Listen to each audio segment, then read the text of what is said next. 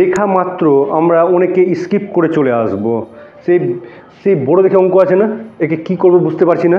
দেখবে অপশন ট্রায়ালের মাধ্যমে, hit and ট্রায়ালের মাধ্যমে আমরা একে অ্যান্সারটা বের করে নেব। কীভাবে করবে দেখবে, এমন একটা এক্সের মান কী নেব অপশানগুলোর মধ্যে যাতে আমাদের কেটে 1 হয়, এখানেও কেটে যেতে 1 হয়, এখানেও কেটে যেতে 1 হয়, এখানেও কেটে যেতে 1 হয়। তাহলে 1 1 1 1, তাহলে 4টা 1 যোগ করলে কী হবে, 4 হয়ে যাবে। তাহলে আমাদের রাইট আর লেফট প্রুভ হয়ে যাবে। তাহলে এমন কোন অপশান হবে, যদি 17 নিই 2017, তাহলে কী হবে 2017 থেকে একবার দিলে কত হবে 2016। তো 2016 আর 19 কি কাটাকাটি যাবে না। তাহলে অপশান এ হচ্ছে না। যে অপশান বি নিই 2016, তো 2016 থেকে একবার দিলে কত হবে 2015। তো 2015 বাই 2019 কাটাকাটি যাবে না। তাহলে এটাও হচ্ছে না। 2000, এটা তাহলে অপশান বি বাদ। তো এবার 2019 নিই, দেখবে 2019 থেকে একবার দিলে 2008। এবার যদি অপশান ডিটা 2020 নিই, তাহলে দেখবে 2020 থেকে 1 বাদ দিলে কত হবে